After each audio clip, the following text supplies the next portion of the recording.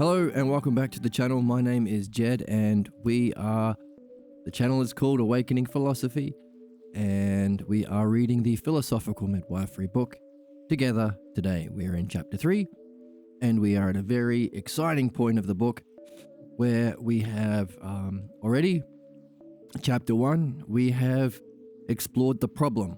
The problem is, in effect, no one seems to be learning or growing or addressing actual problems. No one seems to be learning or growing or addressing actual problems. And very, very dramatically, this was a discovery that Pierre Grimes made fighting the Nazis in World War II, realizing that he is walking down the same road that the Romans walked down to fight back against the invading barbarians in ancient Roman times. In other words, to this day, we still have Nazis, and they are still trying to murder everyone and steal everything and project their ignorance, hate, and sickness onto everybody else. So why is that? Why are we not solving problems? That was the opening chapter. The second chapter helped us to understand the pathologos, a certain class of belief that has its origin in our childhood, causing us to be blindly loyal to fundamental false beliefs about ourselves and reality. Tied to that is fundamental false beliefs about what's just, what's beautiful, what's good.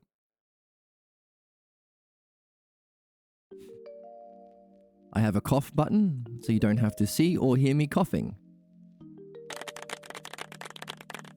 And it looks like this.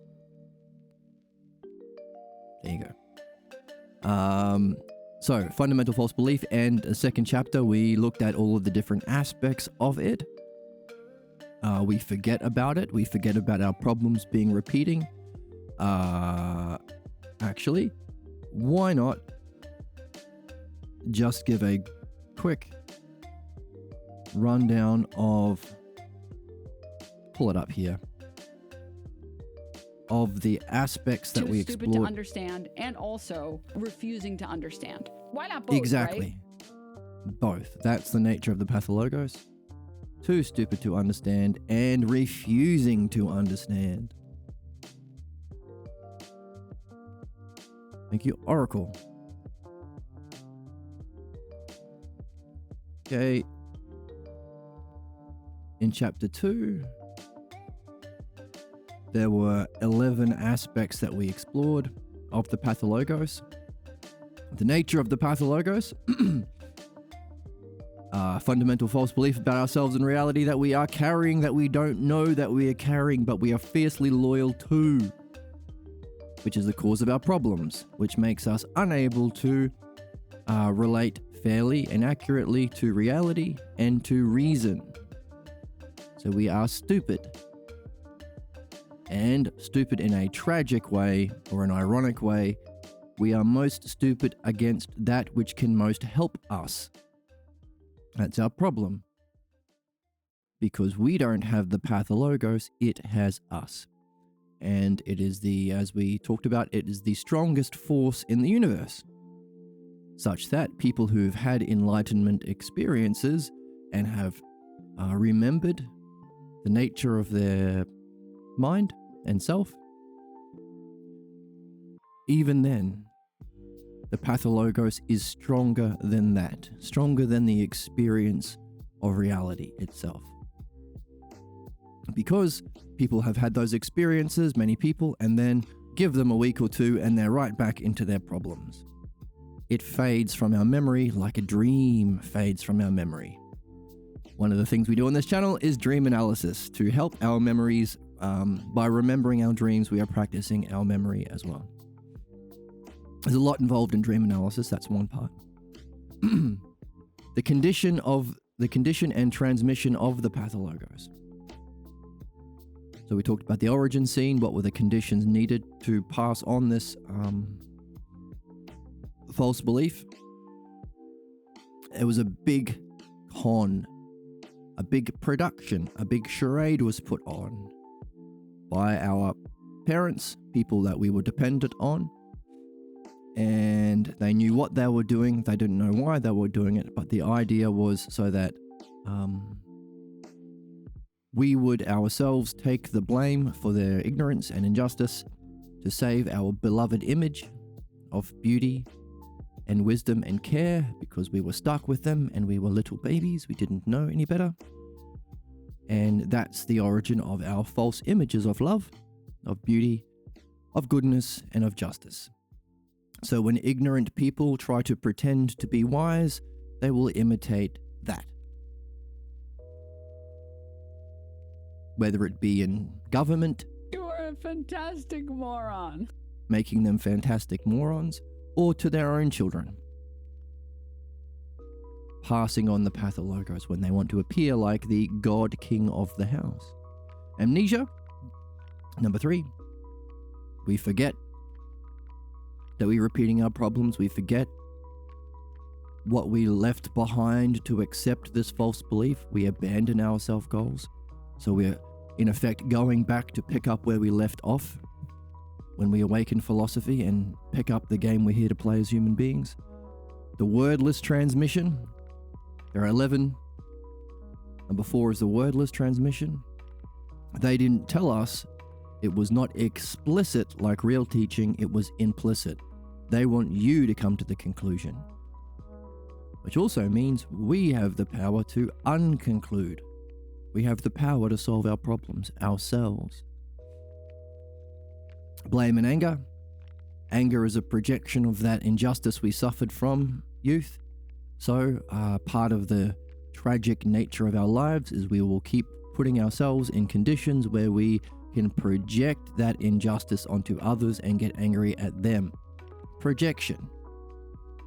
So people who are most obviously entrenched in their pathologos, we call them conservatives or right-wingers or fascists or Nazis or women haters or sexists, all of these kind of obviously wrong and ignorant and harmful beliefs that they are so identified with that they join the team.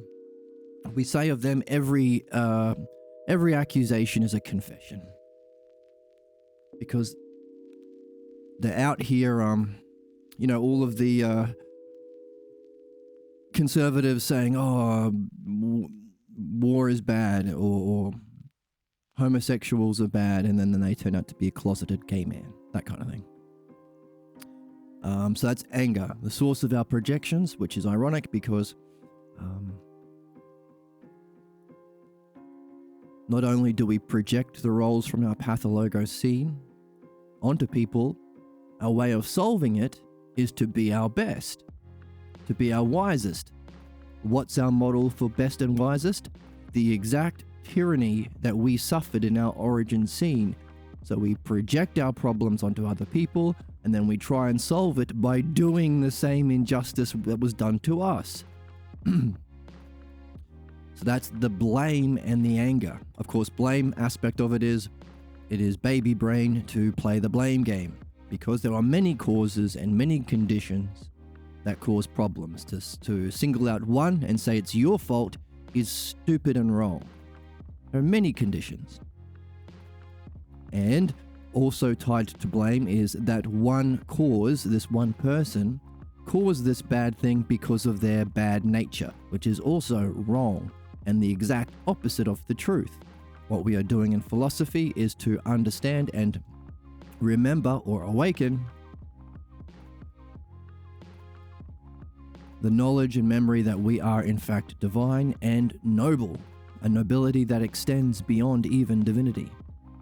That's the self that we're after in midwifery, dream analysis, and philosophy.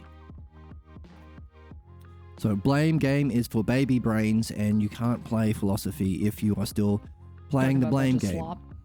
It's a bunch of slop, thank you, Oracle, because we are supposed to miss the mark. That's part of learning. This game is to find how and why we miss the mark, to take them as clues so we can solve our problem, which we are given at childhood because That's why we're here. Everyone gets it. We need to look for those clues. To find those clues, we have to seek excellence. As we seek excellence, we miss the mark.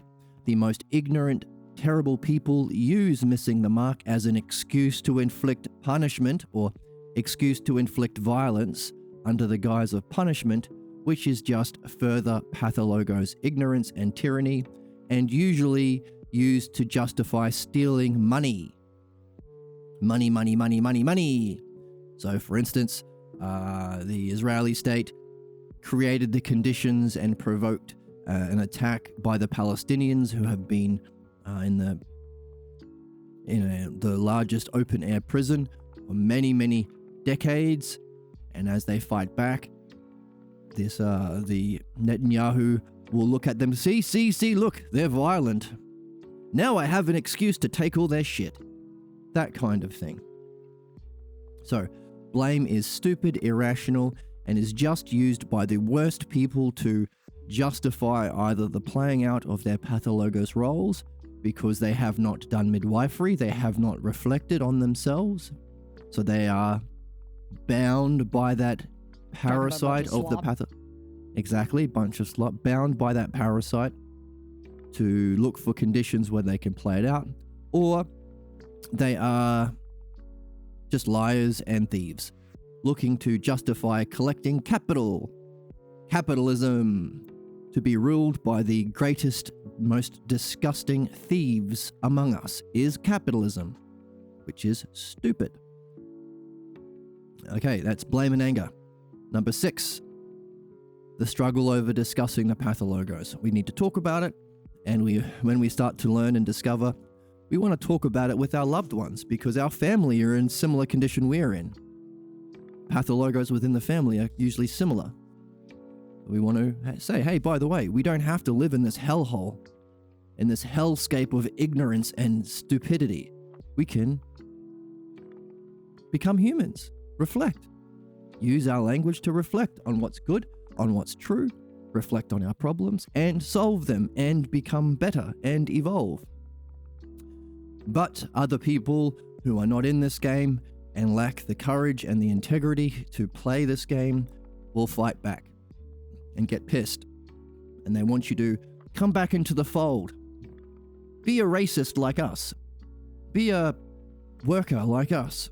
Don't be a human being who can reason and reflect to find their destiny. Number 7. The pathologos defended and condemned, same sort of idea. Number 8, inner dialogues and dreams. The dreams that we have are messages to help us solve our pathologos. Most of them. There are different classes of dreams, but that's the main one. And our inner dialogues reflect the voices of our pathologos too. That's the kaka daemon in philosophy. The bad voice of the self, or the aphronesis, anti-phronesis. So what we seek to do in philosophy is develop mastery of language, which is mastering the logos and dialectic, which is how to think and reason and talk and relate in a caring, artful, masterful way to ourselves and others. That's the eudaimonia, the state of ultimate happiness and ultimate good functioning. And that is to be ruled by phronesis, the state of the self. So in philosophy, to get into philosophy to begin with, you have to love learning something. You have to be curious. Not about physical things, which is just inevitably leads to the same conclusion.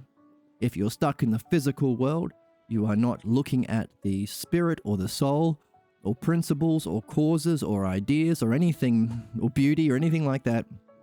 If it's just the physical world for you, if you're a materialist or an empiricist, then it will lead to manipulating people so you can get them to give you the stuff.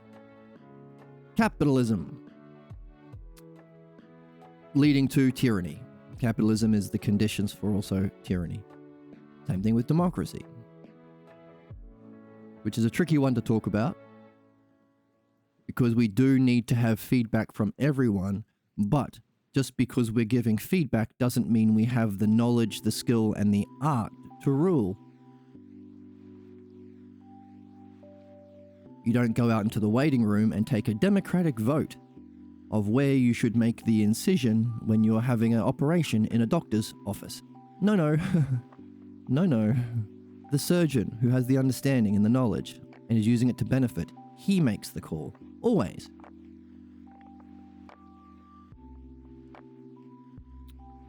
So that's an interesting one that we have to make sense of.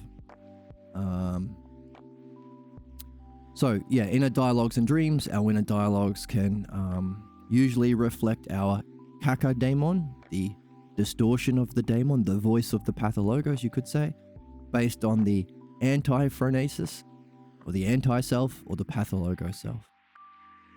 However, there is a quieter voice called the eudaimonia, or the voice of the self, and Socrates talked a lot about it in his dialogues. That's one of the things we're looking for when we read the Balboa version of Plato.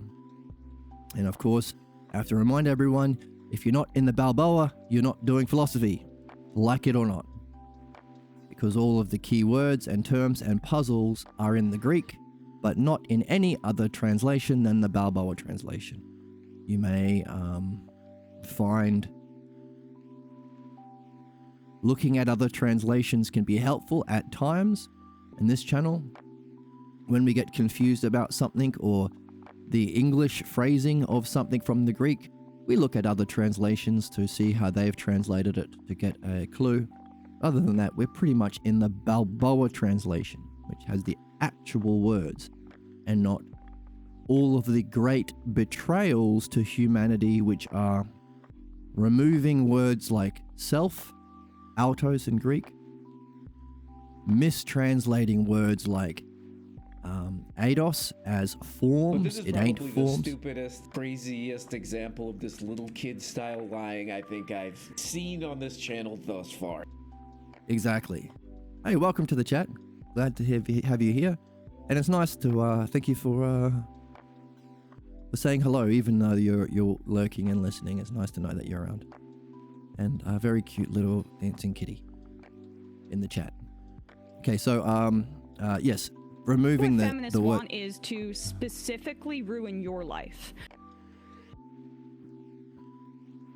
I always thought that was the case, Emma. To removing the word self from the Platonic dialogues, translating the word eidos as form, it ain't a form, and the big three, logos and dialectic.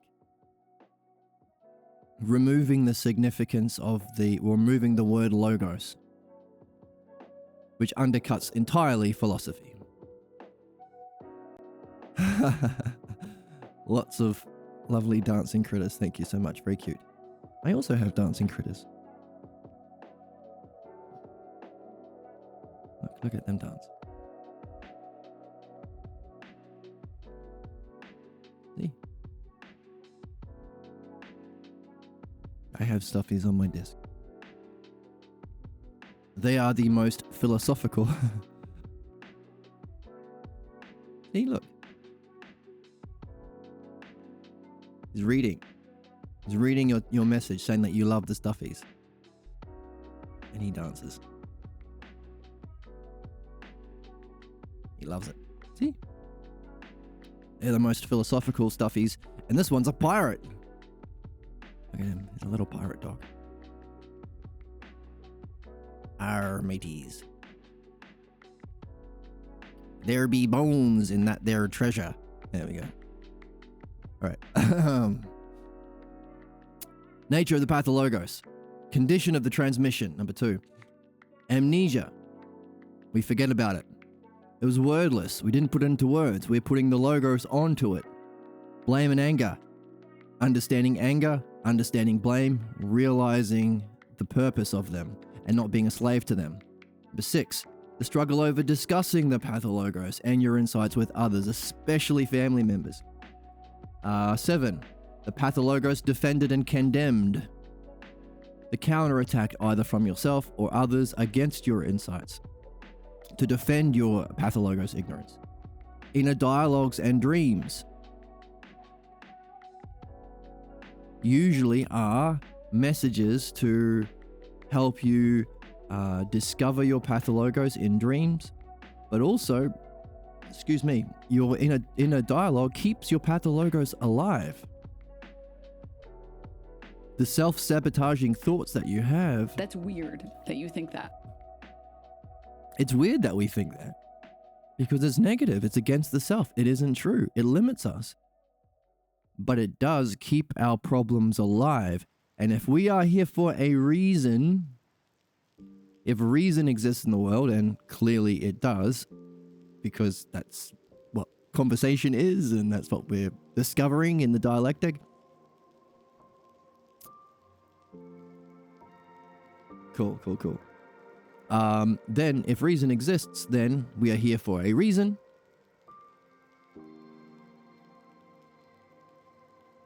And there must be a reason behind the inner dialogues that we have that sabotage us, that keep alive the false idea of self, that we are inadequate. We are less than the divine when we are in fact greater than the divine.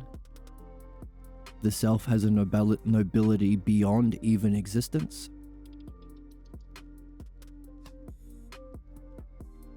So it keeps alive our chat full of dumb No.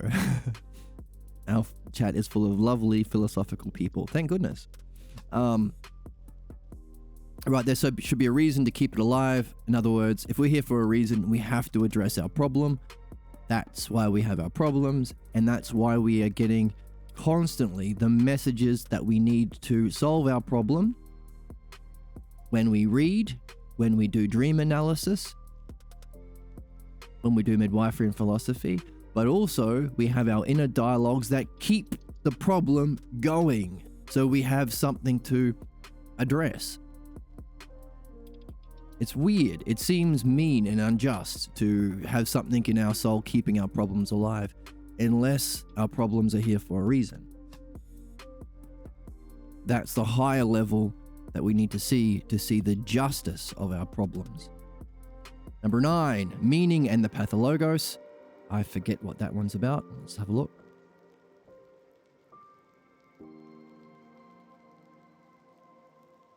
They're at 11. We're on number 9.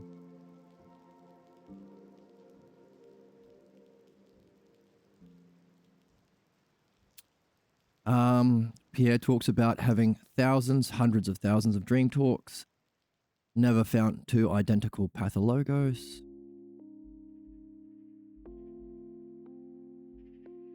All right, the meaning behind the pathologos. For the conditions for us to accept a false idea of beauty and justice and goodness, that means our soul, the meaning of that is our soul is looking for that stuff. So much so that the appearance when we were very young, we hold on to our whole lives, or it holds us our whole lives, which tells us something about the meaning of us. We wouldn't fall for the pathologos if we were not already hardwired to look for beauty, which is what we do in philosophy. When we experience beauty itself, ultimate reality, beauty is not a form, one of the great betrayals, but an aspect of pure consciousness. It's beautiful. It is the model of beauty.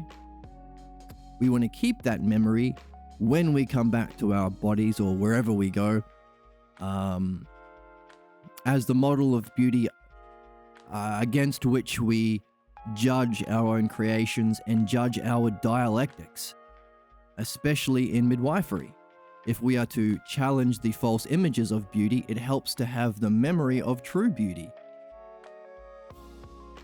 So our soul is hardwired to remember true beauty, which creates the conditions for us to have an art. In the same way a doctor has to have a model of the ideal human body with which he judges his patients, so too do we need the model of the beauty of the logos, the beauty of reality, the beauty of intelligibility, with which we can judge the functioning of the intelligibility of others. How smart are you? How dumb are you? which is nothing other than how much are you participating in this model of true beauty, of true excellence, of true intelligibility. So, we have what we need to be masters and artisans, but it also creates the conditions for us to be duped by the pathologos.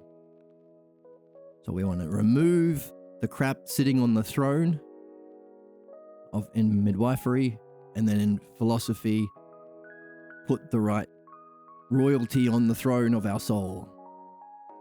That's what we seek. He better not. Well, we better.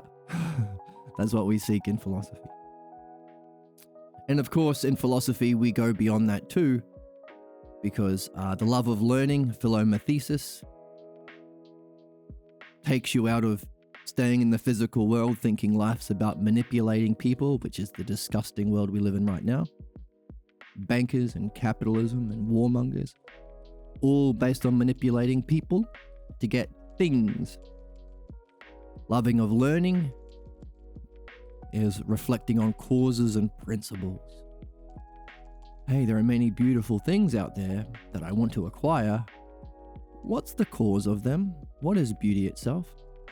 Loving of learning, once you start to apply the dialectic and you can start to experience the separation from your opinions, the separation from your physical body, the separation from your physical senses, to awaken your sense of ousia. Unbelievable sluts these days. Yes, to ignore the unbelievable sluts that are around these days, to reflect on your own mind. That's philosophy, through the dialectic. And so philomathesis upgrades.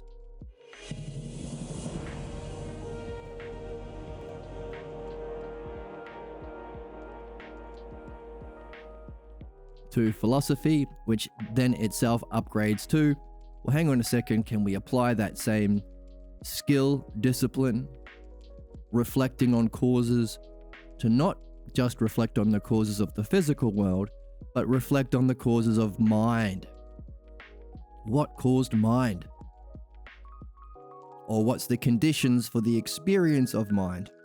Well, one condition is something has to experience it. That's the self. So philosophy upgrades into philophronesis.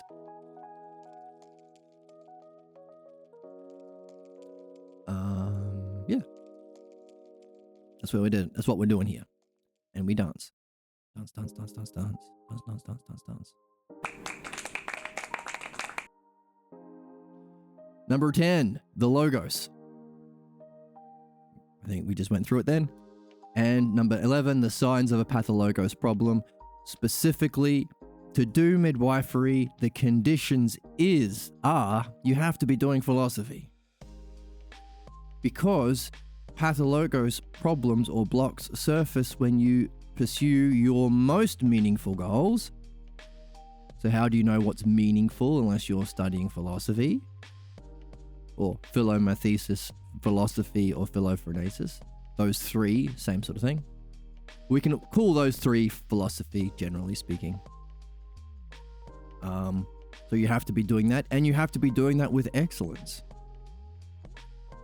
Doing it as best you can, applying your highest vision of reality and self, applying your highest understanding as well. So whenever you're undercutting, nonsense. Yeah, whenever you're doing flippity-jibbity nonsense and undercutting yourself or diminishing yourself, that ain't excellence, my friend. Or cheating a little bit ain't excellence, my friend. Or lying ain't excellence, my friend. So to be in the game of solving your problems, you have... What feminists want is to specifically ruin your life. You keep telling me that, Emma. I'm not sure if it's true. And I'm going to pause the interruptions on my soundboard because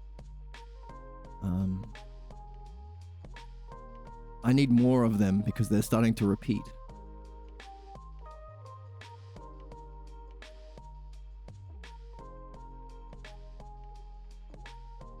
Oh, I saw a video of Socrates and Buddha and how they overlap. You would really like... Oh, and by the way, if you were to give one... If you were to say how Buddha and Socrates are different, What would you say is the distinguishing feature? What makes Socrates different from Buddha? And why do we say that the spiritual tradition of Socrates is superior to Buddha, Buddhism, and all variations of spirituality?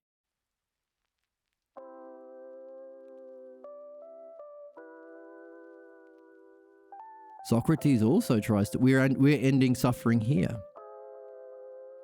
The suffering we understand is caused by our, see, what's the difference between, this is a good question, what's the difference between pain and suffering? Because you go through pain at the dentist,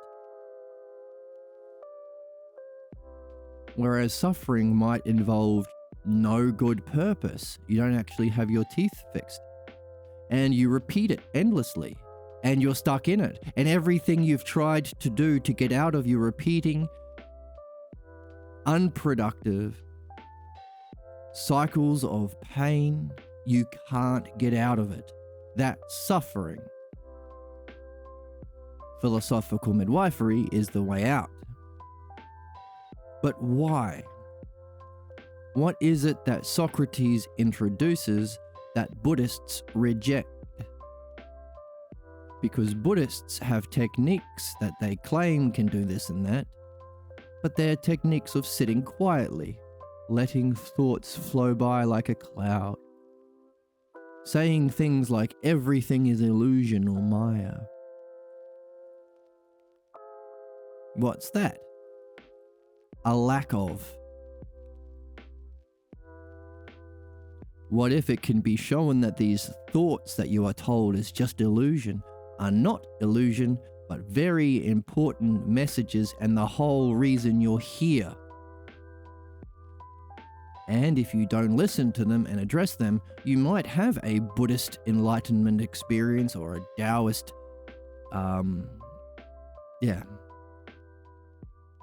what they have their own words, moksha, or there's a bunch. I'm not going to flex all the names, satori and all that sort of stuff. They have their own enlightenment experiences, but what happens? They go back to their problems. Famously, the drunken master, the pervy sage. Naruto and Goku have pervy sages. It's an archetype. What are they doing? You might say that they are at the stage of philomathesis. Buddhists and so on are interested in non-physical things. They're interested in the cause of or removing suffering. They're interested in understanding the purpose beyond a temporary physical existence. They're interested in the nature of reality, maybe self. Most of the time they reject self. I wonder why they reject self. So they're at the stage of philomathesis.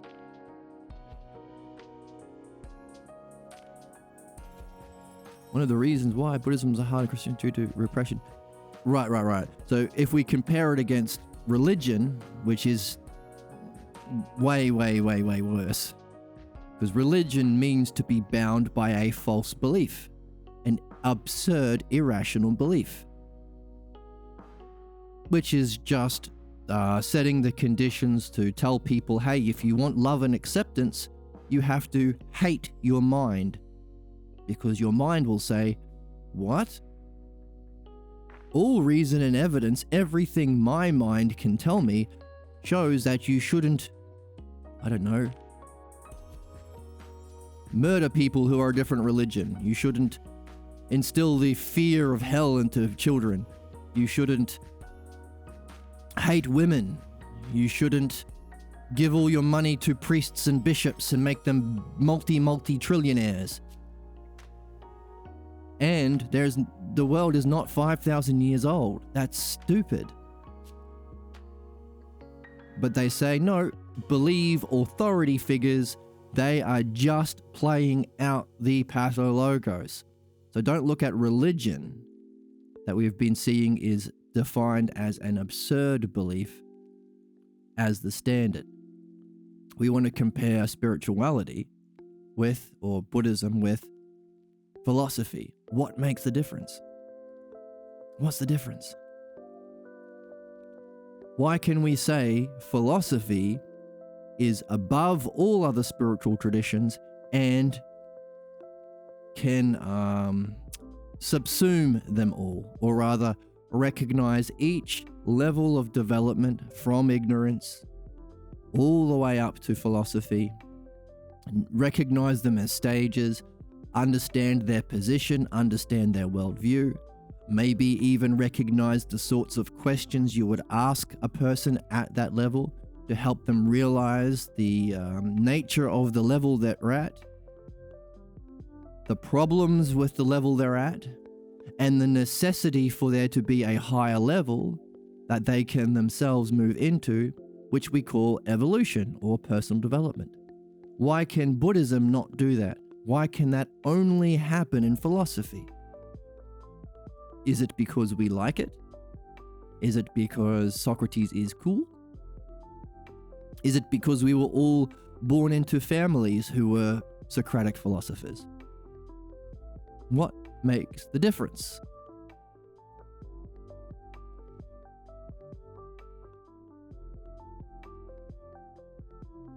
How can you unify all traditions?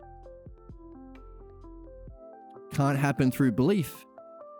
You can't be a Buddhist bound by the belief of Buddhism and a Taoist bound by the belief of Taoism at the same time. You can't be a Muslim and a Jew at the same time. You can't be a Nazi and a Palestinian at the same time.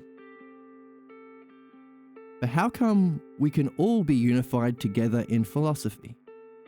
No one excluded. No tradition ignored. Nothing dismissed. Why is philosophy the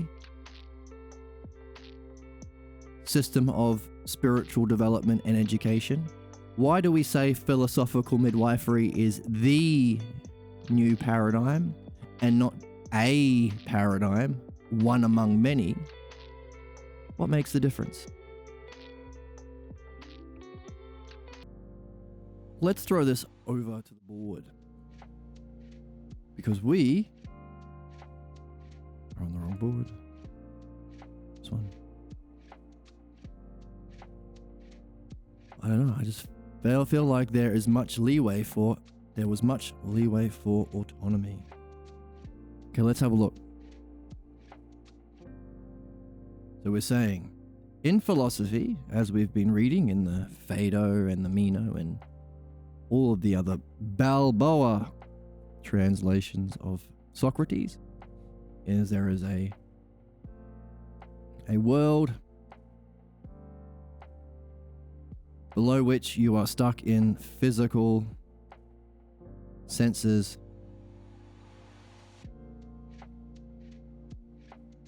and that give rise to opinions, personal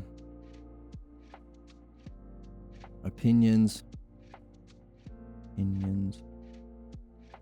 which eventually lead to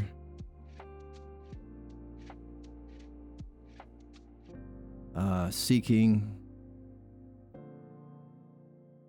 manipulation of people,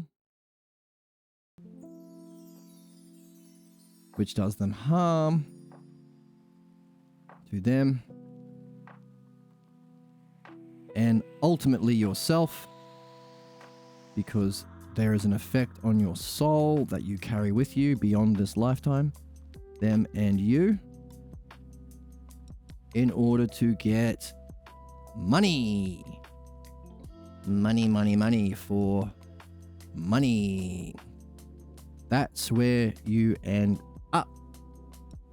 But above that is philo.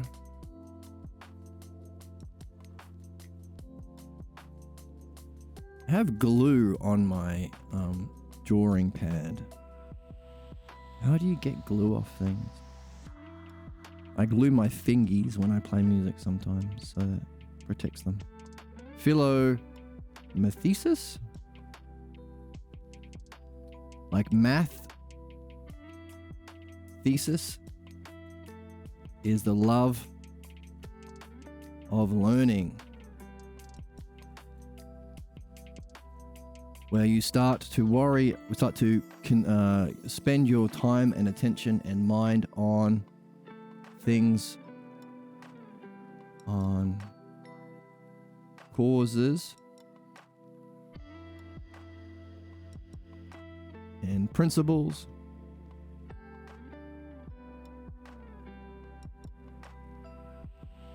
and ideas and reality.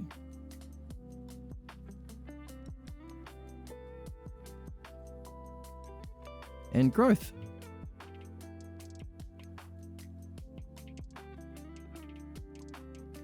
Acetone or glugon. Oh, thank you so much. Vegetable oil. Interesting. I will try some glugon. I should get some glugon because there's little piles of glue all over my... Before I go out to play music, sometimes I'll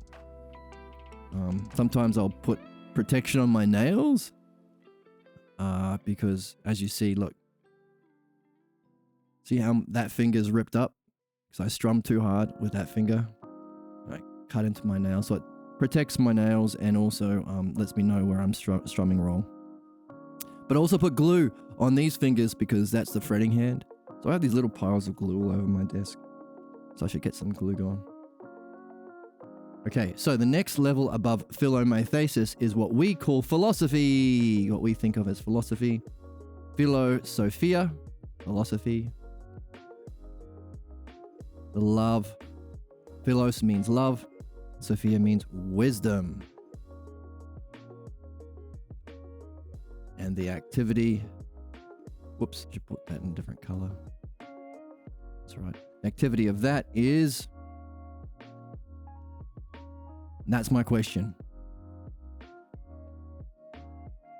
Question to you.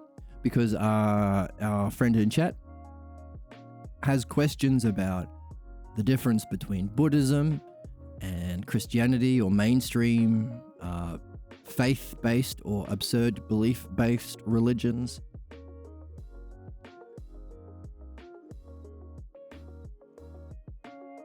So our friend in chat isn't interested in personal opinions, isn't interested in the physical senses or manipulating people for money.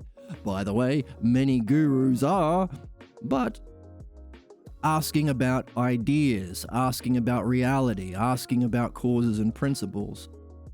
So this model will help our friend in chat recognize where they are at in their personal development. And as they have conversations with their friends, because it's really good and fun and important. Where's the fun? Where's the joy? Where's the whimsy? Where's the joy? Where's the whimsy? Where's the child, dude? Where's the joy? Where's the whimsy? Where's the childlike wonder, dude? It's fun and helpful to share your thinking and your insights and your questions with your friends.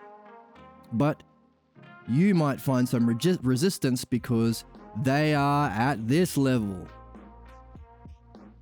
So when you find that resistance, don't blame yourself. You can look at this model and say, oh, they're just at the level of physical senses. They haven't reached the love of learning yet. Oh. So I might not be able to talk as equals about my insights into reality or principles or causes, but I can still be a good friend by asking them questions that might spark their own curiosity and lead them to this level. And then once they're at this level, we can talk as fellow adventurers. But until then, it would be mean to pretend they are just as developed as me when they're not. Now, our pathologos might say, how rude, how arrogant to suggest you are better, because our parents, passing on their pathologos, want us to believe we are worse so they can cosplay the knower while they are at this level. They are bullshitting. because the pathologos has them. That's why it's a psychic parasite. So when we start to recognize, hang on, most of my friends are at this level. They're chasing the big bucks. They're supporting capitalism and the disgusting results that happen because they want to, that maybe one day they'll be a billionaire and they get to abuse people and start genocides and destroy the planet. So yes, let Elon Musk do whatever he's doing. Okay, that's these people down here. But if you recognize that that's the level, then you won't pretend they're at the same level as you. Because if you ask them these questions, they might get confused or irritated or defensive or... Too stupid to understand and also refusing to understand. Because they're refusing to understand. Exactly. So you are, by at this level, more wise or more developed than your friends. Your pathologos will say, that's the worst thing to say, but it ain't. To pretend you are the same would actually be worse. You won't be able to help anyone and you'll be doing harm by lying about where they're at. There's no need to lie. So if you recognize this, then you can ask them questions. What are they curious about? Are they religious? Are they curious about God? Are they interested in personal development? Are they interested in Eastern spirituality? Ask them the sorts of questions that can lead them here. But my question to you is similar.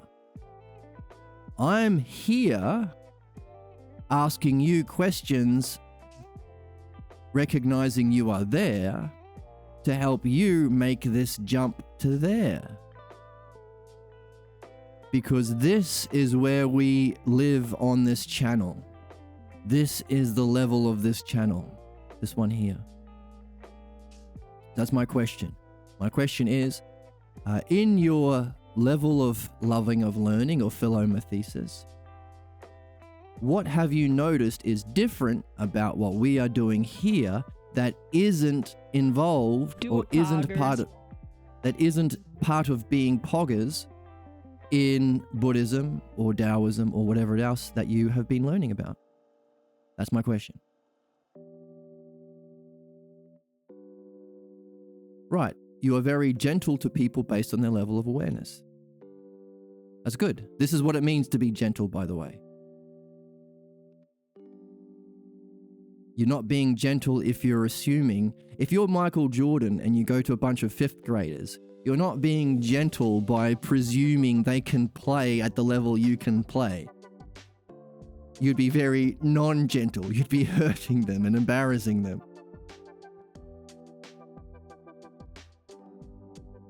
So what we are taught in our pathologos is to not judge. Don't you dare judge people. Everyone is equally white. Donald Trump is just as smart as Einstein. Who are you to say that kind of shit? Don't fall for that shit. It's disgusting. I'm so disgusted. It's so disgusting. Good random drop.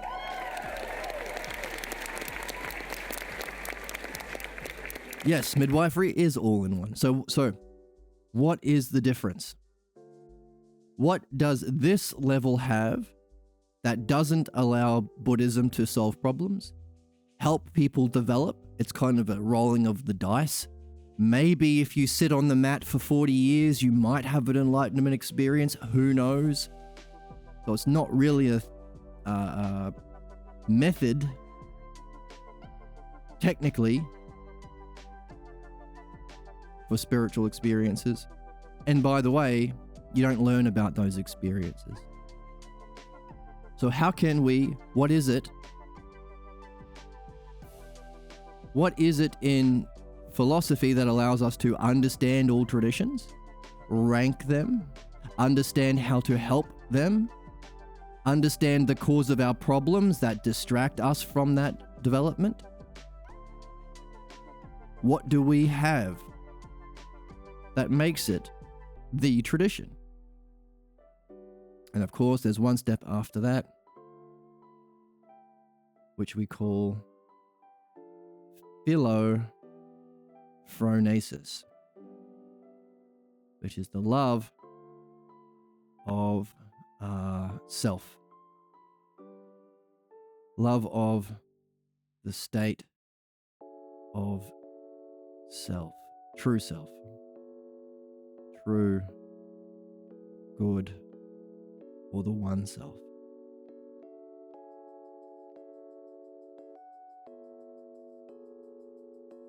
Which you can only get to if you apply whatever it is that you learnt here to go from here to here. Can you apply this back on itself to go beyond that level?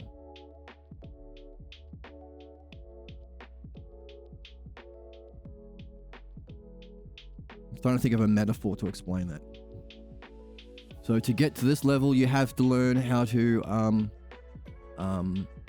how to pass. So you're a great basketballer, or you're a good basketballer. You got it. Yes. Very well done. So, our chatter has the answer. You might be really good at dribbling at basketball, but to play in a basketball team, you have to learn how to pass. But here, you were dribbling and dunking and doing everything on your own. Yes, it's a good metaphor too. So, and I'll use that one next. But what about leg day? Yes, good.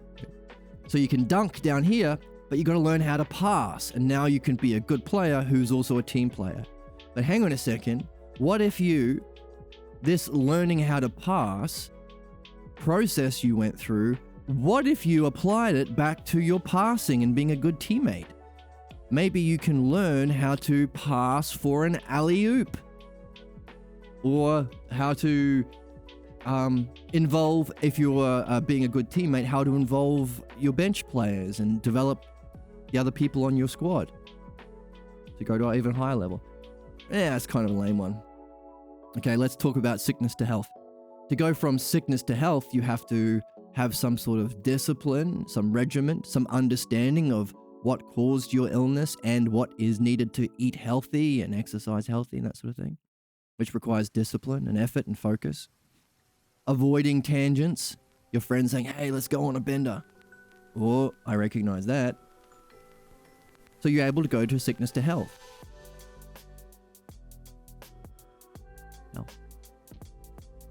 But now that you are healthy, why don't you apply those same skills you've been developing of discipline, focus, routine, avoiding tangents, finding the fun, sharing it with your friends, all that stuff that allowed you to become healthy, why don't you apply it back to healthiness to reach excellence and become the ideal physical form? So, we would call that personal training, right? Requires discipline, requires an understanding of nutrition, post-workout, pre-workout, that kind of thing. Focus. When your friends say, hey, I know it's leg day today, but let's skip leg day. Oh, I know that is a tangent. That sort of idea. So what makes philosophy better than anything else? And you got it. The logos. The logos. The logos and dialectic is the characteristic of philosophy. It's the exercise, the logos and dialectic. As Parmenides says to Socrates in his first day of philosophy, if you don't exercise yourself and master this, you will never reach truth. And in the Phaedo that we're reading together on this channel, or we have been, there's a link below to the YouTube channel, which we have where we've been reading the Phaedo. At the end of Socrates' life, he says the same thing. This is the activity of philosophy. And then when we actually experience the nature of reality, the nature of consciousness itself. Okay, go ahead. Thank you. Why don't we apply this training of reflecting on causes and principles, on ideas and reality, using the logos and dialectic. Why don't we apply that to the wisdom that we have experienced and ask the question, what caused even this experience of reality, or this experience of ultimate knowingness, wisdom? Or what are the conditions for it? Well, there better be some being to be experienced, and there better be someone experiencing it. Now you have upgraded. Too stupid to understand, and also refusing to understand. Why not both, From- right? From that level, too stupid and unwilling, down here, you have upgraded to philophronesis, which is looking at the cause or condition or the self that can have ups and downs, including this, which is a high up. It's the highest up in terms of experience. So this is what makes the difference, logos and dialect. And this is where we are in our channel. We read by trying to apply the dialectic. We try and pull out the terms of the logos, and we arrange them and organize them.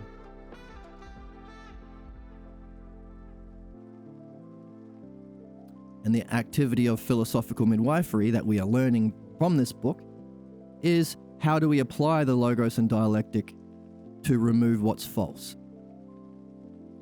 Screenshotting for later. Right. I'll do a pose there for your screenshot.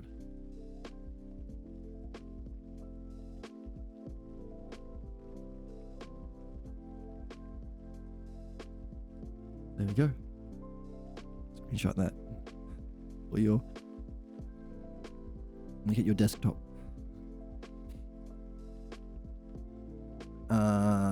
Yeah, so this is where we are in our channel. Right, so midwifery is using this to free ourselves from our false images of wisdom.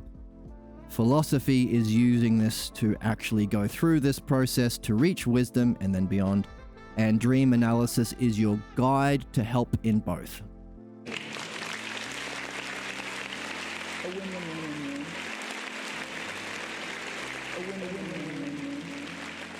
It's a win-win-win-win-win-win. It's win-win-win-win-win. Right? Good questions. So, we are... Actually, well, let's bring up this as well. I'll bring this up.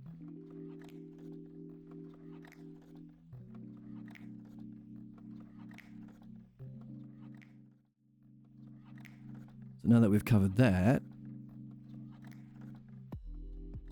I will bring up chapter 2. Here we go. Chapter 2. This is the list that I've been reading from.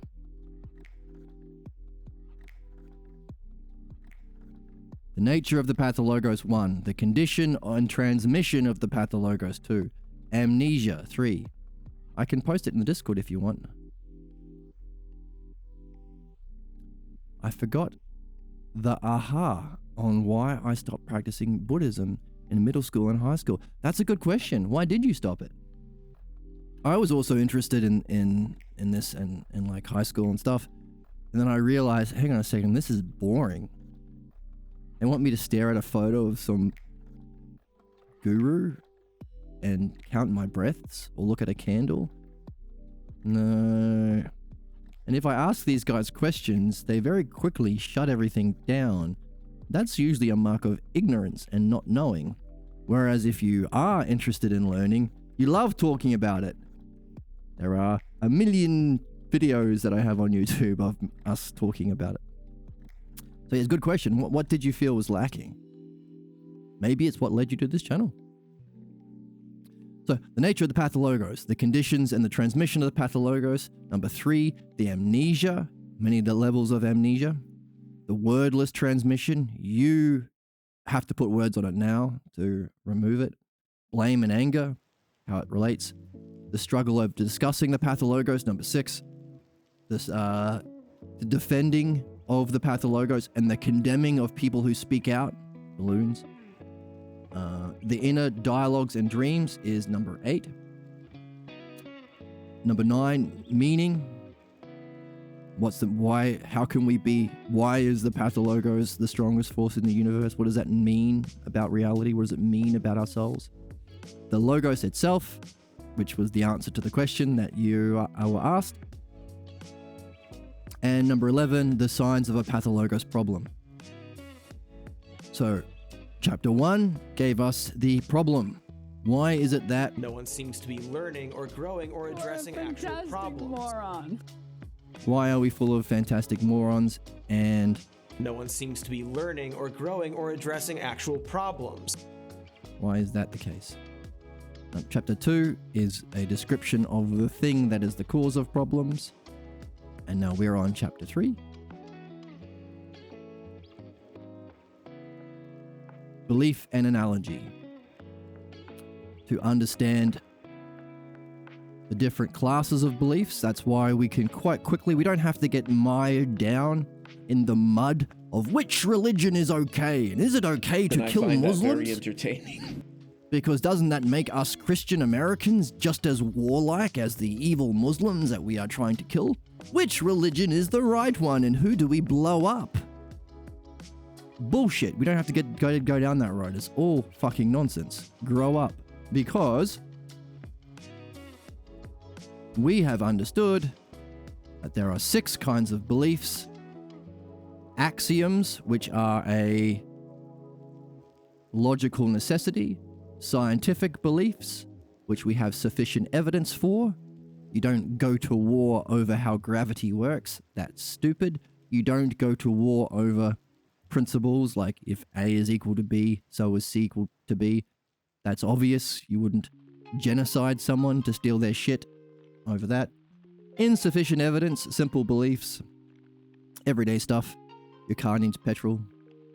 Lack of evidence, that's supernatural or absurd beliefs. That's the realm of religion. You're already attacking your mind. You've already been brainwashed into ignorance. So whenever anybody says, "Oh, what do you believe?" I say, "Well, I'm a philosopher. I'm not interested in beliefs. Beliefs are stupid. Beliefs cause our problems. I'm interested in understanding." As a way of developing into even better cognitive functions like knowledge, wisdom, and phronesis. Beliefs are for babies. It's primitive. It's barbaric. And they'll say, "But surely not my beliefs. I got them from dear mama and dear papa. They were Scientologists their whole lives, and they were the best people." And I will nod and pretend to be thinking deeply, and I'll say, "You know what? You're right. You are the one exception, but don't tell anybody." And then I'll leave. Because if they are already stuck there, then they are Talking about a bunch of slop. talking about a bunch of slop, and they're not interested yet. And I don't want to put them off learning by what they would think is just using words to debate them. This isn't debate, it's dialectic.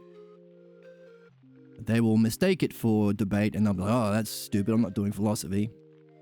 So smile, nod, and walk away is often a good response.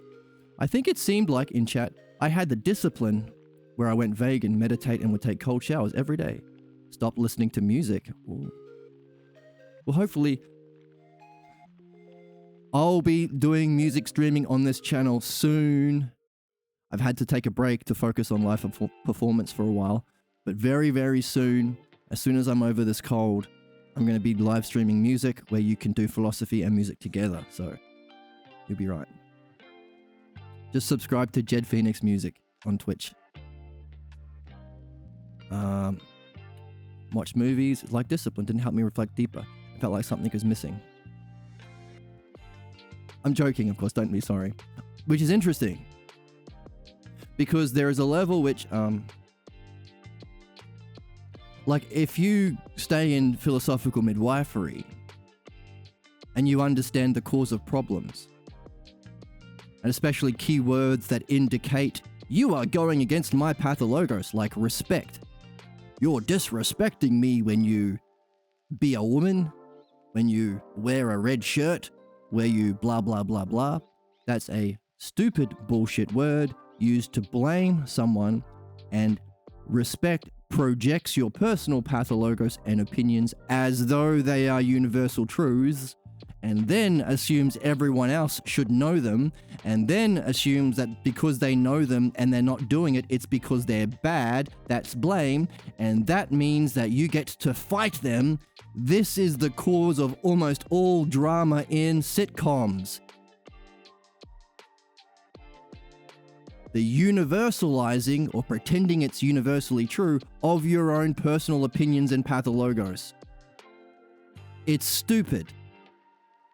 If you realize that, then the reason why you'll stop watching soap operas and slop content on TV is not out of discipline, but it's no longer interesting to you. It's boring. It's baby brain.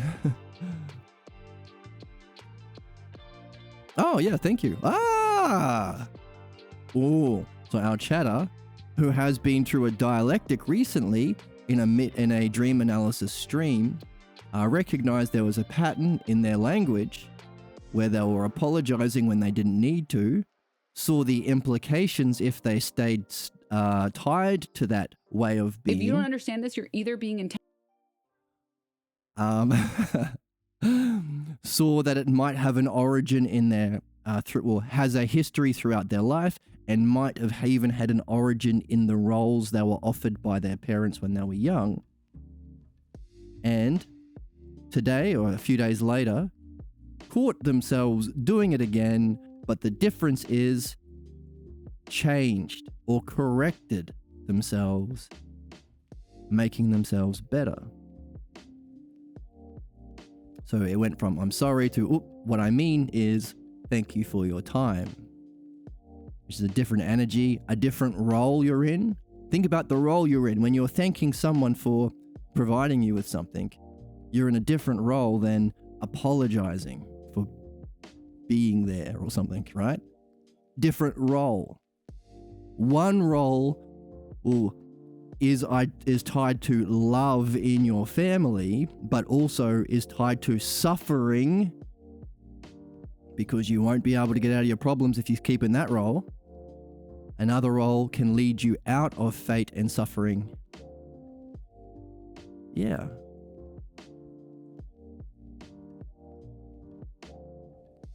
But it's okay. You can correct yourself. That's the game. You're not supposed to get it right. You're supposed to reflect on everything and go, oh, actually, I could have done that more excellently. And you did.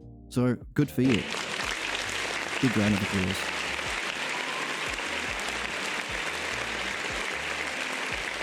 And I'm out of coffee. And my other drinks are gone. So, yeah. Oh, you're welcome. When somebody says which religion is the right one, we'll say that's a stupid question. Don't be stupid. We'll say You're a fantastic moron. You are a fantastic moron for asking that question. Because religion means to reject mind. You're already saying, I want to be stupid. What kind of stupidity, what kind of oppression, what kind of suffering is the right kind? The answer is no kinds, you idiot. Wake up. Recognize that you are at the D, supernatural beliefs. You need to progress through simple beliefs, to scientific beliefs, to logical necessities, principles that are necessarily always true, and that is the gateway to philosophy, because this reflection on necessary causes and principles leads you from this loving learning, which is scientific beliefs and axioms. When you start to apply those axioms to reality and self, now you're in philosophy. That's the dialectic. And people who are interested in supernatural beliefs or prejudices or pathologos, the bottom three are down here. And those people... Too stupid to understand and also refusing to understand. Why not both, right? That's where they're stuck.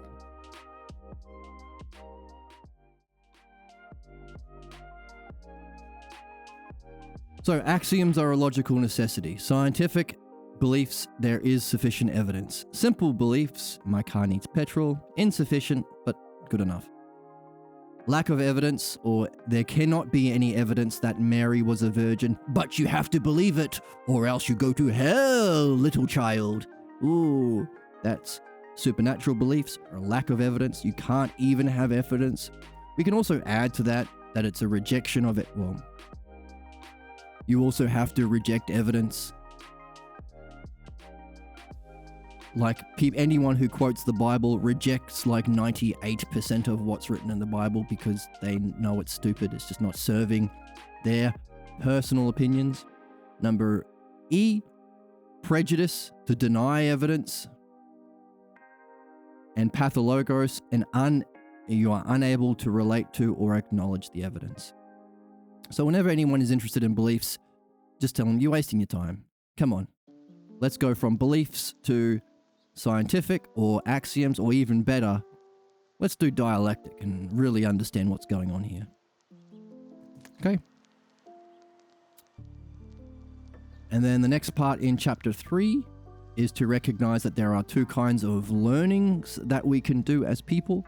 One follows the mean analogy, A is to B is B is... You've been a bad little girl and you're getting a vigorous spanking right now? Is what we say to religious people who might be stuck here. Thank you, Emma. There is a good model of teaching that can be represented mathematically or represented through analogy. You can represent analogy through letters. A is to B as B is to C. That's the teaching. You can represent it with ideas like Socrates teacher diatema is to Socrates as Socrates is to us. And you can represent it as numbers. 2 is to 4, as in double or half, as 4 is to double that, 16. So that's a mean analogy, which is even more simple and primary than a 4-term analogy. King is to his people as a shepherd is to a sheep is 4 terms. King, people, shepherd, sheep. But if you can even make it more simple by making that middle term the same. So diatema is to Socrates as Socrates is to us. Okay. And pathologos is doing the other kind of teaching, which is a stagnant. Let's hope we get a slop. Whore much?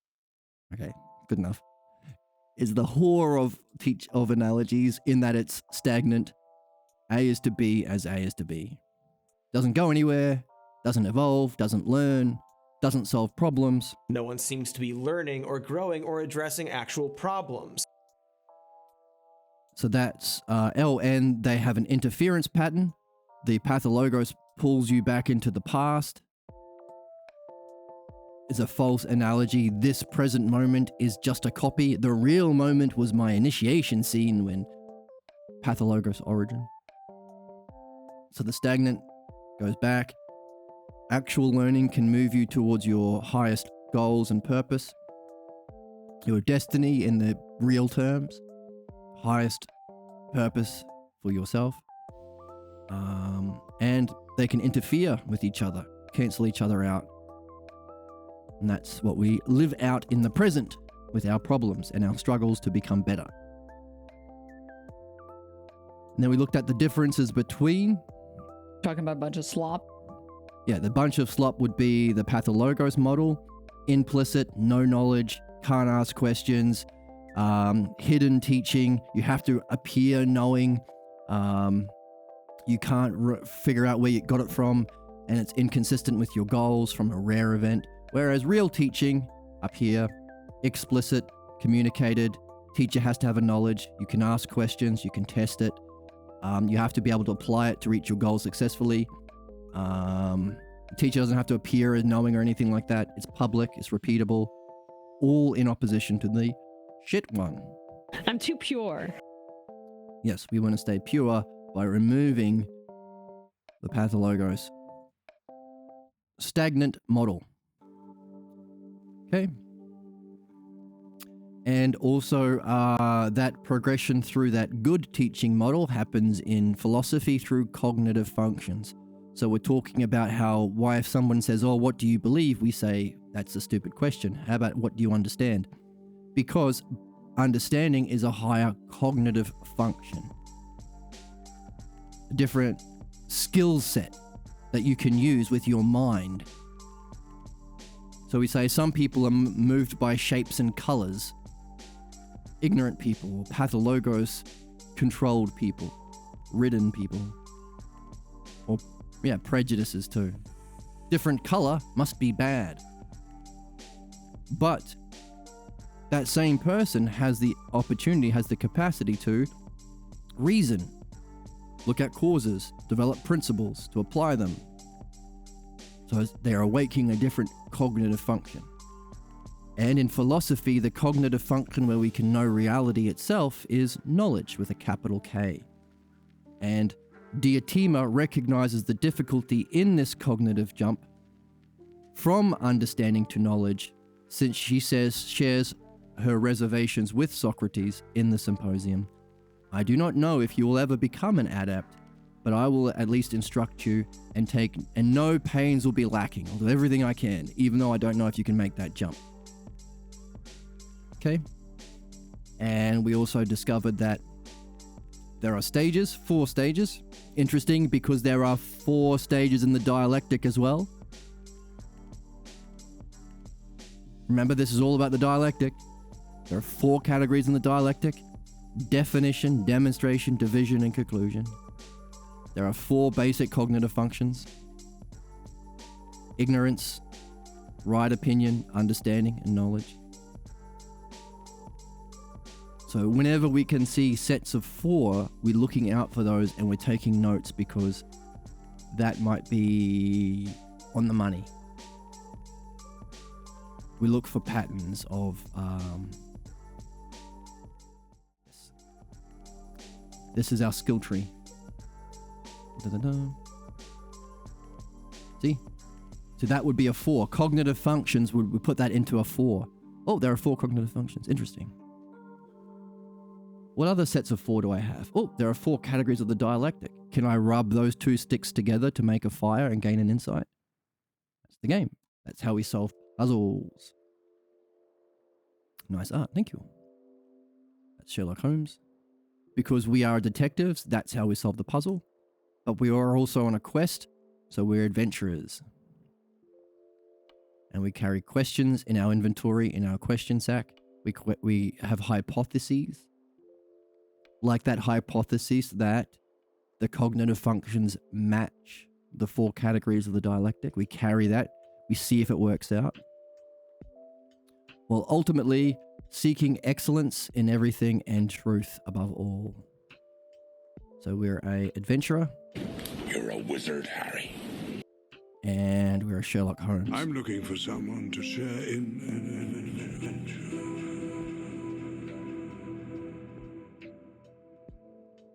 And we need to look for groups. Like that. So, 4 stages in the symposium of Socrates, going through his spiritual growth, enlightenment. Number 1, he is at first ignorant. Boo.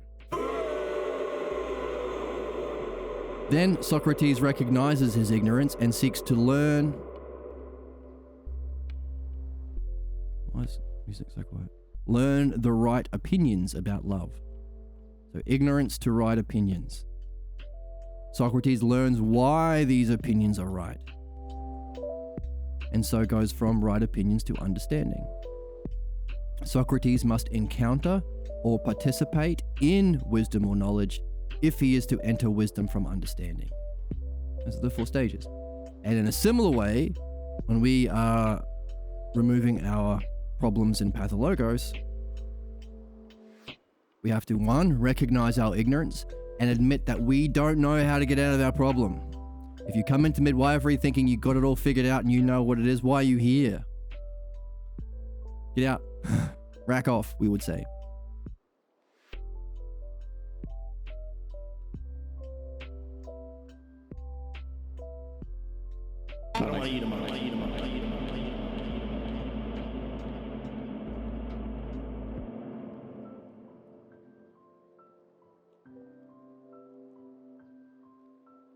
That's my cough button. And what happened to my soundboard? Still working? 10 minutes, that's too long. Let's go 6 minutes.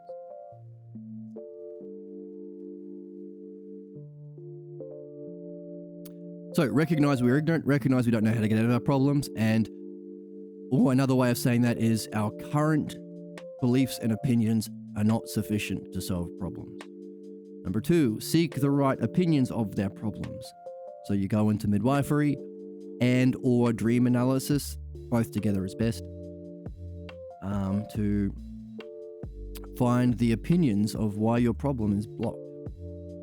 Number 3, recognize the reasons why these opinions are right and come to understanding. So even in our reading, there's a matter of trusting in the right opinions of Pierre Grimes for good reason.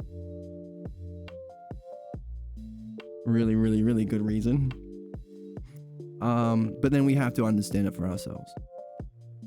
Just like if you were an apprentice mechanic, you have to start with the beliefs from your mechanic master and then figure out why the gas plug goes there and the spark plug goes on top. And you pour the oil into the defibrillator. You got to understand why that works. Number 4, recognize the need to grasp and confirm in your own experience the understanding you have reached, which means for us, 2 things. You have to go out there and go for your goal again with this new right opinion and understanding in your back pocket. Test it out. It won't feel true because your pathologos feels true. That's why you need to develop the skills of courage. And it needs to be repeated, so discipline. I can't walk and chew gum at the same time. You have to walk and chew gum at the same time. In other words, seek your excellence and apply your understanding. So that is and then if you're able to reach your goals, you'll be able to confirm in your own direct experience of escaping your suffering or escaping your cycles of failure and reaching a new goal you weren't able to before. There's no gesture for that. There should be. I think there's one for this. Confetti. But also the second part is as a midwife yourself. We're learning the right opinions, applying the dialectic to see the reasons why it has to be the case. But you have to go out and midwife someone. So make friends with people who are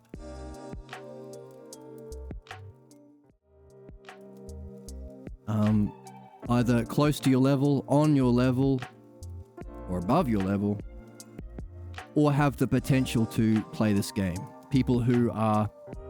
Find people who are themselves interested in moving from the physical senses. Well, life is all about collecting money and manipulating people for power and wealth. Find people who are interested in learning. They like ideas. They like reasoning. They like seeking causes. They demand principles from their authority figures. They are themselves growing. These are the best people in the world, and we clap.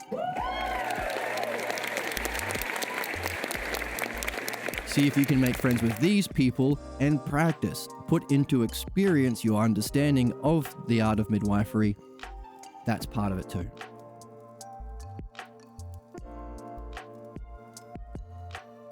Oh, and even if you're up there, I'm sure it wouldn't hurt.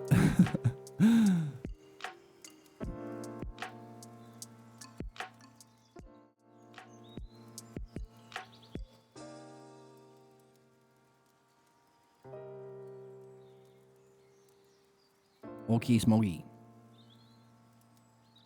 Thus, if we are like Agathon, so we start as Agathon. So, by the way, we talked about how you can express these 4 terms in, let's do it on the board. So you can say A is to B as B, well, let's do a 4-term analogy just for now. You can represent it with ideas like ignorance is to right opinion, as understanding is to knowledge. You can do it with numbers. 2 is to 4 as 4. Let's as 8 is to 16. So the previous analogy I said worked, but I said 2 is to 4 as 4 is to 16 before, which is actually a geometric. 2 squared equals 4, 4 squared equals 16. Same thing, really. And you can use people in drama. So we talk about how there are 3 parts to dream analysis, philosophy, and philosophical midwifery are the 3 pillars of the spiritual tradition, the human game, our quest to become rational. This is what it's all about. But you could say, well, you can make it a 4 by adding in mythology, which is taking this and representing it in your art, whatever it is. Do you make films? Do you make video games? Do you write stories? Do you do little essays? Do you do blogs? Whatever it is, you can have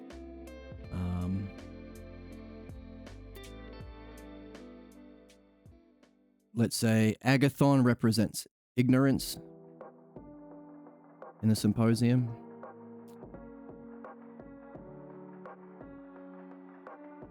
Actually, no.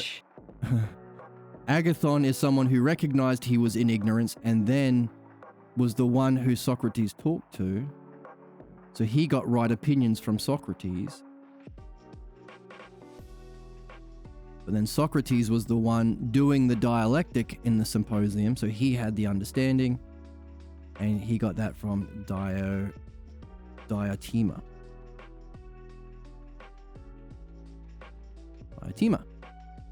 So we could say one of the other guys, like, okay, who comes in? So oh, hey, welcome, Samurai Destroyer. Welcome. I hope you're having a good day, and I hope you have some wonderful questions that you are puzzled about. Okay, there's a guy, what's his name? Alcibiades. There's a dialogue that Socrates has with Alcibiades. Oh, thank you. I'm actually ill at the moment, but I'm doing a stream anyway.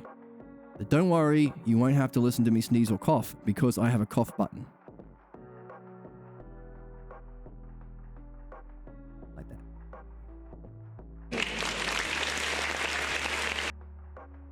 Okay. So Alcibiades wasn't present for the dialogues in the symposium about the nature of beauty and God. Yes, we talk about philosophy, yes. And we learn it. We learn it. We learn how to read to learn it. We learn what it is. And we learn what's needed to take away the blocks that prevent us from learning how to know, understand, and directly experience the true nature of yourself, reality, and reason. So Alcibiades rocks into the party drunk, wasted. He's like everyone thinks he's the hottest person in Athens, by the way. He's a really good-looking chap. Alcibiades comes in to the party, kind of blows it up a little bit. Do I consider myself religious? If you hang out for a second, we can go back and address that question. But let me finish this thought, but I will answer you. So he comes in and says, hey, by the way, let me give a big speech. And he says, by the way, as I've been growing up, Socrates has been asking me questions that get me to challenge my fundamental beliefs about self and reality, but that's so difficult that I always ran away. What did we read in chapter 1 of this book?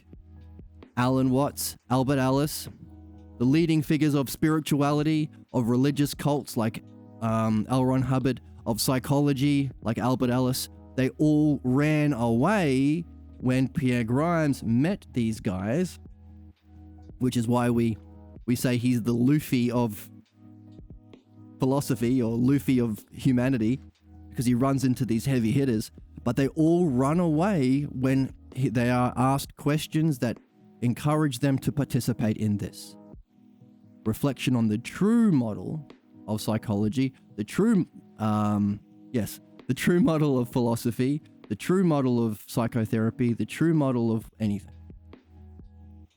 Okay, so Alcibiades is someone who stays in ignorance, and he says, by the way, whenever I see Socrates, I run away, and I kind of pray that he dies, but also part of me doesn't want him to die because he's the best, but I can't stand to be in his presence, so he's really conflicted. So this is a way of using myth. So we could say mythology, or making it into a story. Mythology. But also we have philosophical midwifery, which is needed to solve problems. We have philosophy, which is the dialectic applied to moving through ignorance to right opinion, to understanding, to knowledge. Philosophy. And you can't really do any of that without also dream analysis, which is your guide, because how do you know you're hitting the mark? You need a guide, dream, your dreams analysis. So we could represent this archetype of analogy, the real model of teaching, with letters. I find that very entertaining. It is entertaining. With letters, with cognitive functions or ideas, with numbers. 2 is to 4, as 8 is to 16. And in mythology, and also as the 4 pillars of the single model of rationality, the single model of development, the single model of spiritual growth, the paradigm. So I don't know where you would put them, but that's my gift to you all. Using this as your model, okay, you might want to change these numbers. I don't know if these numbers actually represent that. In the Republic, he does give numbers representing the cognitive functions. So if you're really interested, you can go into that deep dive. But this is my question. Where would you put these 4 aspects of rationality, of learning? Where would you put them?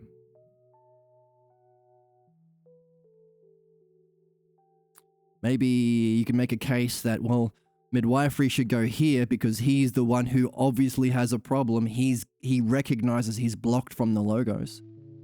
You might put dream analysis here because it's our guide, like Diotima.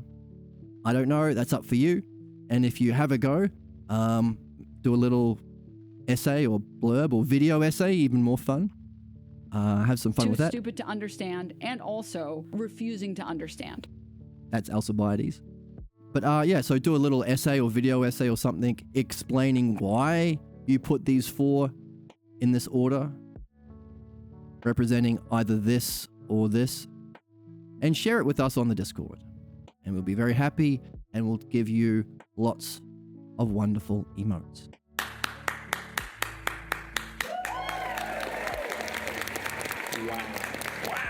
Wow. Okay. So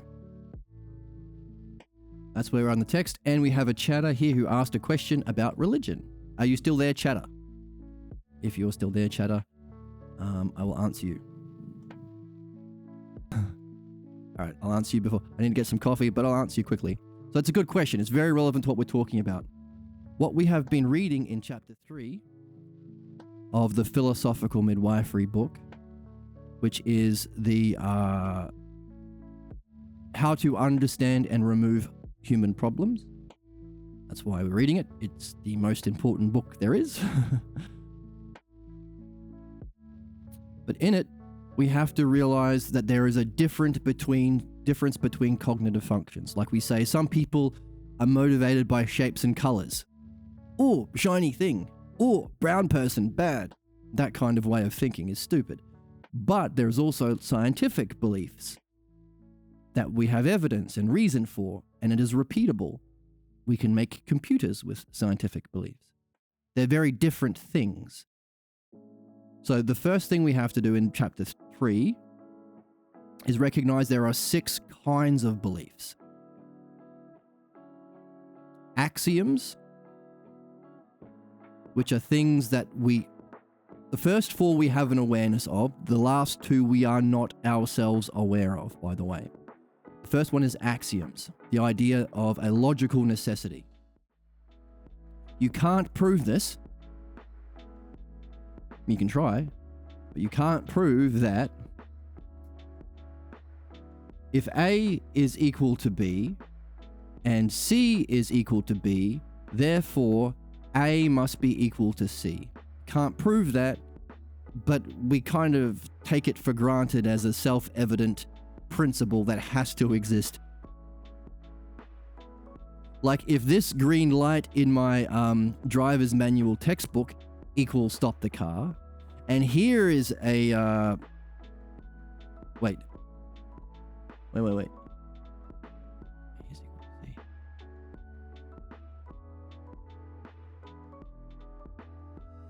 There's a way of organizing this. Let me think it through. If this red light means stop and that red light means stop, then if I see a new red light, it also means stop. Okay, I didn't explain that very well. If this stick is equal to this stick in terms of length, and this stick is equal to this stick in terms of length, then this stick would also be as long as that one. And you can, this is for you. Can you explain how this axiom is needed for us to have traffic lights? You're doing your best. Okay, so sorry, Ben. Go ahead. What were you saying? Well, okay. Thank you, Aaron Brown. This is needed for traffic lights. We see a new traffic light. We assume it means the same thing as the other traffic light because of this principle. That's an axiom. I can keep the sticks there. Okay, that's the highest kind of belief. Next is scientific beliefs, where we have sufficient evidence. Again, all these are about the natural world, the physical world that we see with our senses. Except axioms have one foot in the intelligible realm. That which is outside of time and space, that you can perceive with the ability you have, it's not in anything, called ousia. We all have a cognitive function that can turn about and know itself as that which is eternal, which is important because if we're here to learn anything, it has to be about that which goes beyond the physical world, because we all know we're going to die. So, logical necessity is your doorway into philosophy, because philosophy is about understanding the nature of reality, which is eternal, immortal, and has all of the principles and causes needed for the unfolding into a physical world. The third kind of belief, by the way, scientific beliefs may be challenged or modified, or you can pick a new model. Like we had Newton's model of gravity, but we've upgraded it to Einstein's model of gravity because we have new evidence based on faster than or close to the speed of light experiments. But we act and we think and we feel as if they are true. That's the nature of beliefs. We act and feel like that axiom is true. Oh, here we go. An axiom. 2 apples weigh the same as 2 pears. Hasty analogy. 2 pears weigh the same as 2 oranges. Ooh. So 2 apples weigh the same as 2 oranges. Well said. Now, we will think and feel and act as if it's true, even though we don't have the evidence. That's an axiom. Scientific beliefs, again, we act as though they're true, but they can change. Simple beliefs, again, I like the my car needs petrol. About the physical world. Not really enough evidence. I am not really a mechanic, but it's enough. Simple beliefs. The fourth kind is religious beliefs or supernatural beliefs. The awareness that one is making judgments about oneself and how the divine participates in the everyday world, not only without any evidence, but there can be in principle no evidence. You can't prove Mary was a virgin, in principle. Yet you think, feel, and act as if it were the actual state of affairs. So it's the fourth best kind of belief. This is called an absurd belief. If I said, hey, you have to, if for you to be accepted by my family, because religious beliefs are always inherited through the family, it's no coincidence that Christian babies have Christian mummies and Muslim babies have Muslim mummies. For you to be accepted within our family, you have to believe there is an invisible man standing next to me right now. That's absurd. You are being told to reject your mind, your reasoning, and your own psychic development for the apparent safety of clan identification. That's why it's so fucking stupid, the world we live in, where people are saying, my mummy's beliefs are right. No, my mummy's beliefs are right. Let's kill each other. That's stupid. Asking what religion you're in is stupid because it's within the class of, yes, tribalism, codependency, exactly. Now, we don't want to be mean.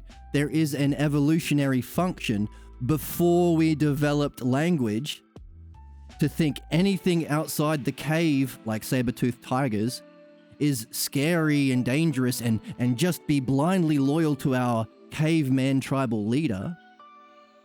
There was an evolutionary significance to that millions of years ago, but that's what keeps us as barbarians. We have since developed logos, which is the ability to share and reason and words, and ousia, the ability to reflect on ourselves, including how we think. That movement is what paves the way for us becoming human beings. Homo sapiens, man the thinker. We also say Homo ludens, man the player, because this is the game of humanity. This is why we're here. It's... You're a wizard. You're a wizard, Harry. Come on, man. We're all wizards. Ludens. L-U-D-E-N, I think it is. Homo ludens, Latin for player, I think. Man the player. All right, that's supernatural beliefs.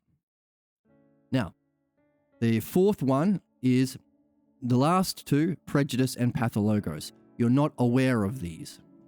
Prejudice, you have some awareness that you're making a judgment about the physical world, the natural world, with insufficient evidence to establish it as a general principle, but you think, feel, and act as if it were a self-evident truth.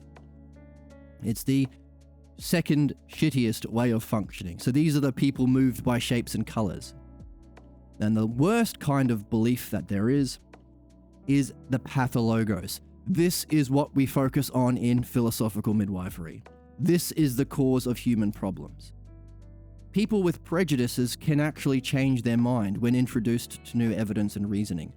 For example, someone really racist might leave their small town to go to a university and realize, oh, there are black people who aren't evil like my mummy and daddy said so. Which is one of the reasons why fascists or right-wingers try to discourage leaving your small town by keeping you in poverty and discourage higher education. Because they know that if their job is to manipulate human beings, they need to keep them ignorant. And conservatives, or people who want to accumulate all the wealth for themselves through manipulating other people, don't want you to leave your lower cognitive functions. So they make it questions about religion, which is stupid. It's fucking stupid. Religion, why not understanding? Absurd beliefs, Which is the best absurd belief is a stupid question. Which prejudice is the best is a stupid question. Which pathologos is the best is a stupid question. So they discourage that sort of learning, which is important to recognize. Because these problems play out individually and collectively. Pathologos is the one we're focusing on because it's the one you can't change with reason. It's a win-win. Whoops. The problem is that you can't reason someone out of a position that they didn't reason themselves into. That's my soundboard. Sometimes it plays things slowly. The problem is that you can't reason someone out of a position that they didn't reason themselves into. You can't reason themselves out of a position. The problem is that you can't reason someone out of a position that they didn't reason themselves into. There you go. So we can't reason ourselves out of pathologos. You have to go through the process of philosophical midwifery. The pathologos is a lack of awareness. You don't know you have it. That your judgments about yourself and the nature of reality are actually derived from certain particular experiences in your past, and you generalize it to all, and makes you unable to relate to or accept. Yes, relate to or accept that there is sufficient evidence to prove you wrong, to deny it. So you might have a friend who says, "Oh, I'm a burden. I don't like hanging out with you guys. I'm always such a burden." And you might say, "Hey, listen, you're not a burden. We love having you here. Here is the evidence. We invite you out. We listen to you talk. We want to play Mario Kart with you." There is sufficient evidence to deny this belief about yourself being inadequate in your particular kind of way. They won't believe it. You'll have to have that conversation with them every single weekend or every second weekend. You'll have the same bullshit talk. It won't convince them, because the pathologos is at play here. So that kind of thing is evidence of a pathologos. When you have the inability to relate to evidence, specifically evidence that rejects your beliefs about yourself and reality, that's a mark of a problem. Get out your notebook, take the notes. What does it feel like? What's the state of mind like? What words come up? When did it come up? Was it when you were trying to be your best? In what way? These are the clues we use to solve the mystery that we are here to solve as human beings. We're here to learn the art of midwifery and solve our particular pathologos puzzle. That's how we get the clues. And that's where we are in the book. We've just recognized that there are these 6 kinds of beliefs. Now we are going beyond that to realize that beyond belief, there is further development. So once you realize that this level, all of those levels of beliefs are about the physical world, you are going to stay in ignorance. But once you start wondering about the causes of the physical world, you can go from beliefs to understanding.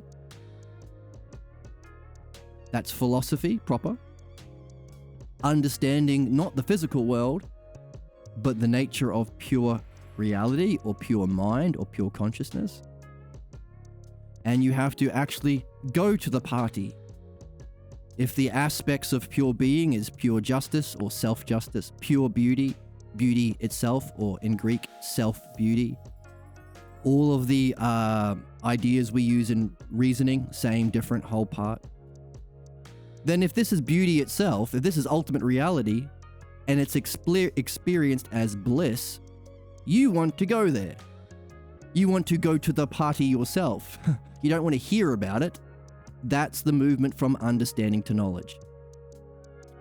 And in the symposium, Socrates' teacher Diotima says, look, this jump is hard. You need to stay, you need to follow. Diotima said you need to subscribe to the Awakening Philosophy channel and listen to it every day. It needs discipline. In the Phaedo, he says you have to reflect with your friends about the self using the logos and dialectic, which is the structure of understanding, every day.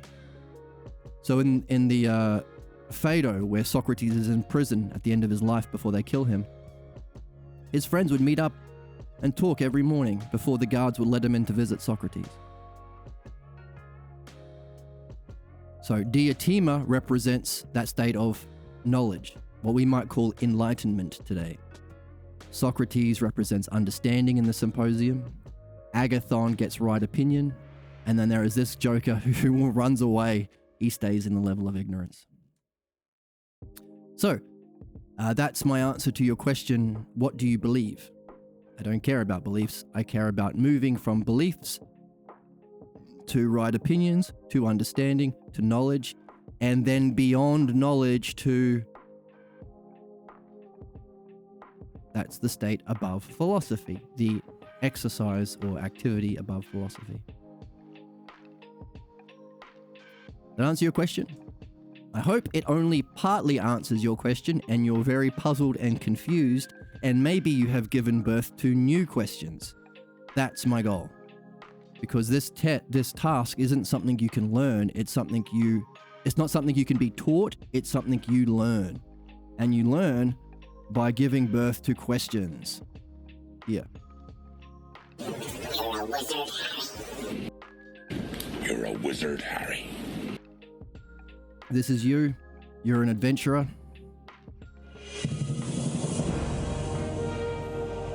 You're also Sherlock Holmes in that you have to solve the puzzle of your pathologos. You do so by developing questions and carrying them in a sack in your inventory. So I hope I have triggered some curiosity and maybe helped you give birth to your question. And if so, carry it, polish it up like I'm so disgusted. Well, I think it was all right. Polish up your question like a nice gem. Carry it with you in your inventory. Disgusting. I'm so And I disgusted. find that very entertaining. It's not disgusting. It's lovely. And you can join the Discord to share your questions, share your insights, share your practice of the dialectic, and find a community with people that you can learn from, because this is the human game. In chat, current state of politics in America causes lot of divorces, yay for being part of a statistic. I see. Yes. This is the same for relationships. If we don't recognize this, then our relationships will be destined or fated to failure. Why?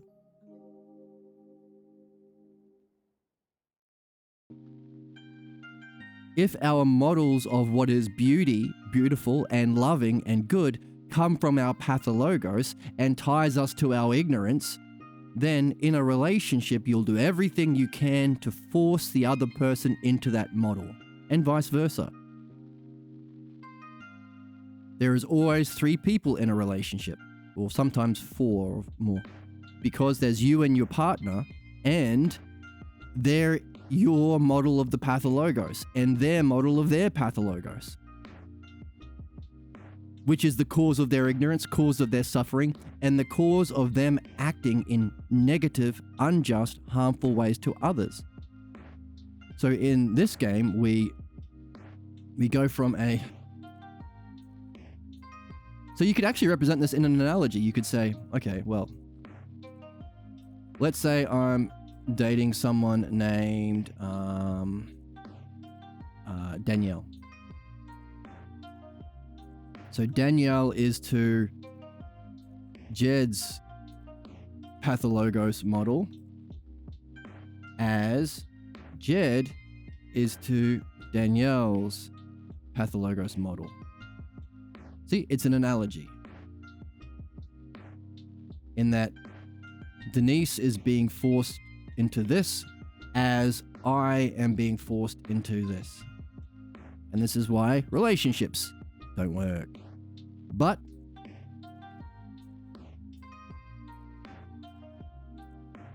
if you recognize this and you see that all of this is based on the development, the love of learning, the love of the logos and dialectic.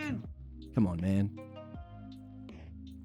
Then this can be the ideal at the top of the pyramid, the hyparxis, that both Denise and Jed seek together, and they can put their shared attention on it, and you can grow, and you can share insights about it, you can develop this model, as the ideal that both of you are moving towards. Meaning, you'll have lots of fun reading the philosophical midwifery book, reading the Balboa translations of Socrates, and doing dream analysis. All the things we do on this channel. So, good point, chatter about relationships. Homo Ludens is a book published in Dutch in 1938. Time to add it on my read list. No! No. I mean, you could. Fine, fair enough. But I think the term is just, yeah, maybe you can read it. Actually, yeah, read it and then let us know. Do a review of it. Save us the time of having to read it.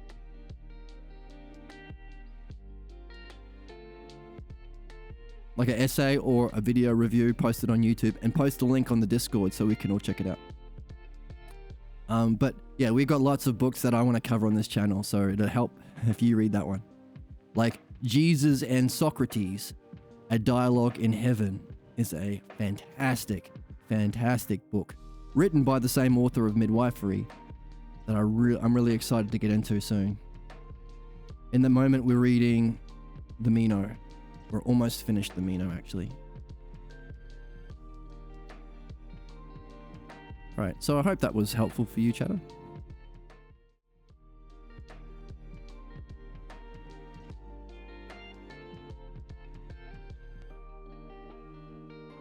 And now, so we've got two analogies. One is the actual teaching model. A is to B is B is to C. Moves us forward. One is the one that keeps us in suffering, to use the Buddhist way of talking about it. Of course, they don't understand it. That's their problem. That's everyone's problem. The pathologos blocks you from the logos. Chew gum at the same time? They think they can't walk and chew gum at the same time. They can't be mystical and also have understanding. That's garbage. Of course it's garbage, because that statement is itself a statement of understanding. What, are you going to reject that? Leads you to nihilism, which is the worst way of thinking. Right.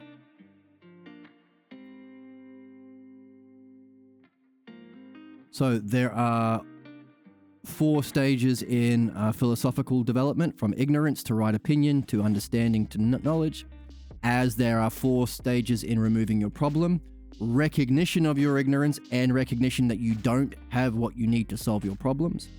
Number 2, getting the right opinions through midwifery, recognizing the reasons, again, through midwifery and learning the art of midwifery, and then confirming it in your own experience. Same 4.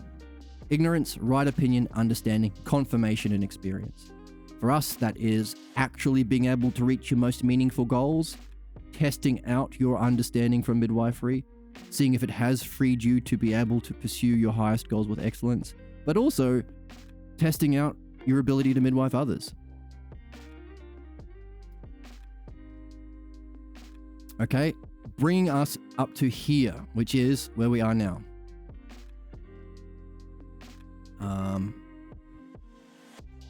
So from that single mean analogy, A is to B as B is to C, we can break that down into 3 versions of that mean analogy that will give us a more specific understanding of whatever subject we are wanting to understand. For us, the mind. But in music, for example, the arithmetic mean analogy is the relationship of the root note to the perfect fifth in music. The harmonic mean analogy is to the perfect fourth. So these mean analogies describe the patterns of everything that is understandable. Everything in the natural world that follows an intelligible hierarchical order that you can understand will follow this. So helpful to know if you're interested in anything, but especially helpful to know for us because we want to apply it to the highest. That's excellence. Apply it to fulfilling our purpose as human beings and solving our problems. That's where we are. That's what we're going to jump into. And I'm going to take a quick break. and topped up my coffee, and we're going to jump into some reading. Thank you so much to the new chatters. Hope you're having fun. I'll be right back.